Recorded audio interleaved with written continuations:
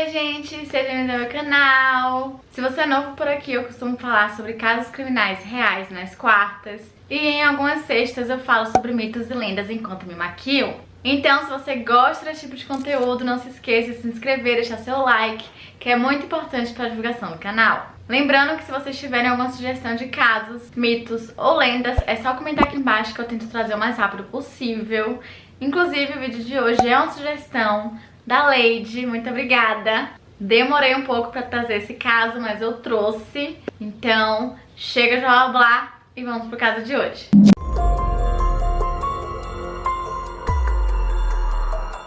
Kermit Baron Gosnell nasceu no dia 9 de fevereiro de 1941, na Filadélfia. Ele era um dos melhores alunos na Central High School, onde ele se formou em 1959. E mais tarde ele conseguiu um diploma de bacharel na Dixon College, em Carlisle. E em 1966 ele conseguiu seu diploma em medicina na Jefferson Medical School.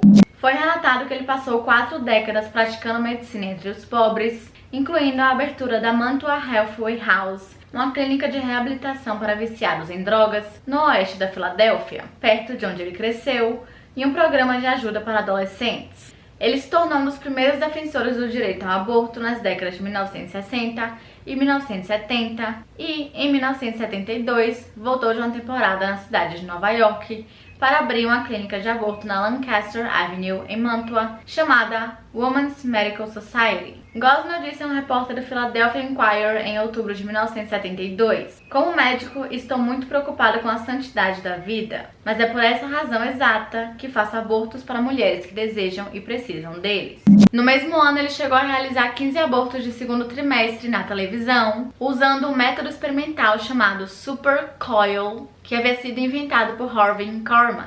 Esse procedimento consistia basicamente em várias espirais que eram colocadas dentro do útero e elas causariam inflamações, onde causava irritação, levando à expulsão do feto. No entanto, quando Kermit Gosnell fez esse procedimento, foram relatadas complicações em 9 mulheres, com 3 delas relatando complicações graves. E então, o experimento do Super Coil feito por Gosnell foi apelidado como o Massacre do Dia das Mães por algumas pessoas. O artigo de 1972 do Inquirer também diz que Gosnell era um homem respeitado em sua comunidade e o finalista do Jovem Filadélfia do Ano da Câmara de Comércio Júnior por causa de seu trabalho como diretor da Casa de Recuperação em Mantua. No final dos anos 1980, no entanto, os registros públicos mostravam que a Casa de Recuperação e a clínica tinham um total de $41 mil em dívidas. Gosnell chegou a se casar 3 vezes e a sua última e atual esposa, Pearl Gosnell, havia trabalhado na Women's Medical Society como assistente médica legal em tempo integral de 1982 até o seu casamento em 1990. E eles também tiveram 2 filhas. Em 2011, Kermit Gosnell era bem conhecido na Filadélfia por oferecer abortos a mulheres pobres de minorias e imigrantes. Também foi alegado que ele cobrava cerca de $1.600 a $3.000 para abortos tardios. Além disso, pelo fato de ele ser praticamente uma referência em questão de aborto, sua clínica estava associada a outras clínicas em Delaware e Louisiana, como por exemplo a Atlantic Women's Services em Wilmington, onde ele trabalhava uma vez por semana. E também o proprietário dessa clínica, chamada Leroy Brinkley, que era dono de uma outra clínica chamada Delta Clinic, costumava facilitar a contratação de pessoas na clínica de Kermit. Só que a clínica de Kermit Gosnell era nojenta e aconteciam também várias coisas erradas lá dentro. Então, a partir de agora, eu vou contar pra vocês em ordem cronológica várias das reclamações que a clínica de Kermit Gosnell recebeu durante os anos. Em 1989 e 1993, o Departamento de Saúde da Pensilvânia fez uma reclamação por não ter enfermeiras na sala de recuperação da clínica. Em 1996, Kermit foi censurado e multado nos estados da Pensilvânia e Nova York por empregar pessoal não licenciado.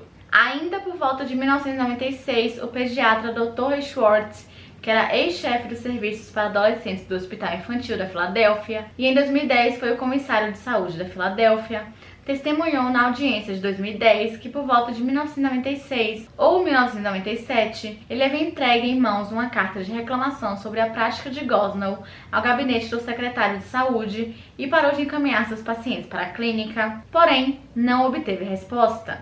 De acordo com ele, as pacientes que ele encaminhava para a clínica de Gosnell estavam voltando com doenças sexualmente transmissíveis. No ano de 2000, uma ação civil foi feita em nome dos filhos de Semika Sean, que ligou para a clínica no dia seguinte a um aborto para relatar sangramento intenso e morreu 3 dias depois de útero perfurado e infecção na corrente sanguínea. O caso alegou que Gosnell não disse a ela para retornar à clínica ou procurar atendimento médico de emergência. Por volta de 2001, Gosnell alegou estar fornecendo vacinas para crianças sob um programa de administração pela Divisão de Controle de Doenças do Departamento de Saúde, mas foi repetidamente suspenso por não manter registros e por armazenar vacinas em refrigeradores não higiênicos e inadequados e em temperaturas inadequadas. Em dezembro de 2001, a ex-funcionária Marcella Chung deu o que o grande júri mais tarde chamaria de uma reclamação detalhada por escrito ao Departamento de Estado da Pensilvânia, que ela seguiu com uma entrevista em março de 2002. Em 2006, uma ação civil foi feita por uma paciente, mas julgada extemporânea, que significa fora do prazo. A queixa era que Gosnell não conseguiu completar o aborto, mas aparentemente falhou ou se recusou a chamar os paramédicos ou outro pessoal de emergência clínica depois que a paciente precisou de ajuda. Ela ainda relatou: "Eu realmente senti que ele ia me deixar morrer." No total, durante o curso de sua carreira, 46 processos conhecidos foram feitos contra Gosnell ao longo de 32 anos. Os observadores alegam que houve um fracasso total dos reguladores da Pensilvânia, que negligenciaram outras preocupações repetidas trazidas à sua atenção, incluindo a falta de pessoal treinado, condições bárbaras e um alto nível de abortos ilegais tardios. A Women's Medical Society foi invadida no dia 18 de fevereiro de 2010 sob mandado de apreensão por investigadores do FBI e da Polícia Estadual. E essa operação foi resultado de uma investigação que já estava durando há meses pela Drug Enforcement Administration, que é a DEA, o Departamento da Polícia da Filadélfia e a Unidade Estadual de Infratores por Drogas Perigosas sobre o uso suspeito de drogas ilícitas na prática. A investigação também revelou a morte suspeita da paciente Karunamaya Mongar em 2009, que era uma refugiada nepalês que chegara recentemente aos Estados Unidos, o que, por sua vez, trouxe à luz mais informações sobre operações anti-higiênicas, uso de equipe não treinada e uso de drogas poderosas sem supervisão e controle médicos adequados. A licença de Gosnell para praticar a medicina foi suspensa no dia 22 de fevereiro de 2010. E essas outras conclusões foram apresentadas ao grande júri no dia 4 de maio de 2010. E a discussão pública sobre esse caso se concentrou em alegações de condições inaceitáveis na prática. E para vocês terem noção do estado que a clínica operava, vários relatos na mídia afirmaram que vários móveis e cobertores estavam manchados de sangue.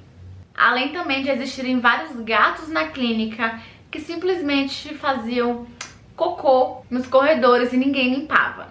E como se isso já não fosse suficiente, eles reutilizavam vários materiais sem esterilizar e às vezes reutilizavam os materiais usados em outros pacientes. De acordo com o relatório do grande júri, os pacientes receberam medicamentos indutores do parto por funcionários que não tinham formação médica. Assim que o trabalho de parto começasse, a paciente seria colocada em um banheiro e depois que o feto caísse no vaso sanitário, seria pescado para fora para não entupir o encanamento. Na sala de recuperação, os pacientes estavam sentados em poltronas reclináveis sujas, cobertas por cobertores manchados de sangue. Os promotores alegaram que Gosnell não estava certificado em ginecologia ou obstetrícia. O júri estimou que a prática de Gosnell rendeu 10 mil a 15 mil dólares por noite, além da receita de seu nível excessivamente alto de prescrições. A lei da Pensilvânia proíbe abortos depois das 24 semanas de gestação, que é o momento em que o feto é considerável viável fora do útero. Só que Kermit chegou a realizar diversos abortos que já estavam com 24 semanas e meias para cima de gestação. E um funcionário da clínica chegou a estimar que 40% dos casos ocorriam exatamente após as 24 semanas. E quando um bebê nascia vivo, Kermit matava esse bebê. E de acordo com ele não matava o bebê, ele apenas garantia a morte fetal, através de um corte na medula óssea. E uma das coisas que mais chocam nesse caso é que durante 16 anos não houve nenhuma inspeção do Departamento de Saúde na clínica, sendo que ele recebia diversas reclamações. Kermit Gosnell foi preso no dia 19 de janeiro de 2011, 5 dias após a certificação do relatório do grande júri, e ele foi acusado de 8 acusações de homicídio. Os promotores alegaram que ele matou 7 bebês nascidos vivos e que ele também foi responsável pela morte de Colonel Maya Mongar. A esposa de Gosnell, Pearl, e 8 outros suspeitos também foram presos em conexão com o caso. A DEA, o FBI e o escritório do inspetor-geral também procuraram a acusação de 23 incriminações, acusando Gosnell e 7 outros membros de sua ex-equipe de conspiração para drogas relacionada à prática ilegal de prescrever diversos medicamentos extremamente fortes fora do curso normal da prática profissional e não para fins médicos legítimos. A acusação de assassinato de 3º grau está relacionada a Colonel Maya Mongar. De acordo com os promotores, a equipe de Gosnell deu à mulher de 40 quilos uma dose letal de anestesia e analgésicos, com base no testemunho de um especialista de que ela morreu devido à overdose de Demerol. As outras 7 acusações de homicídio são todas de homicídios de 1º grau, referentes a bebês que funcionários testemunharam que estavam vivos e chorando após o nascimento, e logo após foram assassinados pelo Gosnell. Além também de diversos relatórios de outras meninas, muitas menores de idade, que haviam ido para a clínica. Como, por exemplo, a menina de 15 anos de idade, que em 1998 foi até a clínica e quando ela sentou na cadeira ela mudou de ideia, ela não queria mais fazer o aborto. Porém, Gosnell disse para ela parar de agir que nem um bebê e aprendeu na cadeira. A menina afirmou mais tarde que enquanto ele fazia isso, ele afirmava que esse era o mesmo tratamento que ele daria à sua filha. Ela só recuperou sua consciência 12 horas depois na casa de sua tia e o aborto havia sido concluído contra a sua vontade. Uma outra mulher que tinha 28 anos de idade, estava grávida há 5 meses, foi até a clínica em 2001 fazer o aborto e então 4 dias depois ela começou a sentir muita dor a ponto de não conseguir levantar. Ela escreveu que quando ela voltou para a clínica eles fizeram ultrassom e descobriram que ainda tinham restos fetais dentro do útero dela e que Gosnell os aspirou sem anestesia. No dia 14 de maio de 2013, Gosnell fechou um acordo com os promotores em que concordou em renunciar a todos os seus direitos de apelação em relação à sua condenação no dia anterior. Em troca, os promotores permitiram que Gosnell fosse condenado à prisão perpétua, sem possibilidade de liberdade condicional, no dia 15 de maio de 2013. Pearl Gosnell foi acusada de aborto ilegal após 24 ou mais semanas, conspiração e participação em organizações corruptas. E ela confessou ser culpada no dia 13 de dezembro de 2011. Linda Williams foi acusada de assassinato em 3º grau, conspiração, aborto com 24 ou mais semanas, participação em organização corrupta, entrega de drogas resultando em morte e acusações relacionadas. Ela confessou ser culpada no dia 9 de novembro de 2011. Sherry West foi acusada de assassinato em 3º grau pela morte da senhora Mongar, aborto com 24 ou mais semanas, conspiração, adulteração de registros, impedimento de processo, obstruição da administração da lei e outros crimes relacionados. Ela se confessou culpada no dia 27 de outubro de 2011. Adrienne Moulton foi acusada de assassinato em 3º grau, conspiração para cometer assassinato e participação em organizações corruptas. Ela se declarou culpada no dia 27 de outubro de 2011. A cunhada do Dr. Gosnell, Elizabeth Hampton, foi acusada de obstruir a administração da lei, impedir a acusação, perjúrio e falsos juramentos. Ela se declarou culpada no dia 13 de outubro de 2011. Eileen O'Neill era formada em medicina e trabalhou como médica na clínica. Ela não tinha licença ou certificação e foi acusada de roubo, conspiração, perjúrio, extorsão e falso juramento. Tina Baldwin foi acusada de participar de organizações corruptas, conspiração e corrupção de um menor. De acordo com o promotor, ela permitiu que sua filha adolescente administrasse anestesia. Ela se confessou culpada no dia 14 de novembro de 2011 E Madeleine Joe foi acusada de conspiração e participação em organizações corruptas. Ela era gerente do escritório da clínica. E por incrível que pareça, esse caso não teve tanta atenção na mídia como deveria. E acredita-se que isso aconteceu porque as pessoas não queriam que fossem impostos mais limites ao aborto. E pelo fato do aborto ser legal na Filadélfia, contanto que seja feito com menos de 24 semanas, foi extremamente difícil levar esse caso a julgamento, porque ele não poderia ser sobre o aborto, e sim sobre as outras coisas que aconteciam. E para isso eles precisavam de provas, o que foi bem difícil porque Kermit vivia mudando os documentos de lugar e vários documentos simplesmente desapareciam. Mas mesmo com essas dificuldades, os investigadores continuaram procurando por evidências, porque eles sabiam das coisas que aconteciam, porém eles não conseguiam ter as provas. E quando todo esse caso foi à tona, muitas pessoas começaram a chamar de a Clínica dos Horrores. Em 2018 foi lançado um filme chamado Gosnell, o julgamento do maior assassino em série da América. E esse filme se concentra basicamente na investigação e no julgamento, mostrando bastante essa luta de conseguir levar esse caso para o julgamento.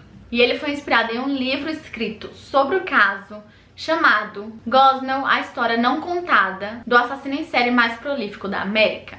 Eu assisti esse filme é muito bom e mostra exatamente como a clínica era, com várias imagens. Eu até acho que algumas imagens eram as imagens reais. E também como Kermit Gosnell fazia as coisas que ele fazia e ele achava que ele realmente não estava fazendo nada demais.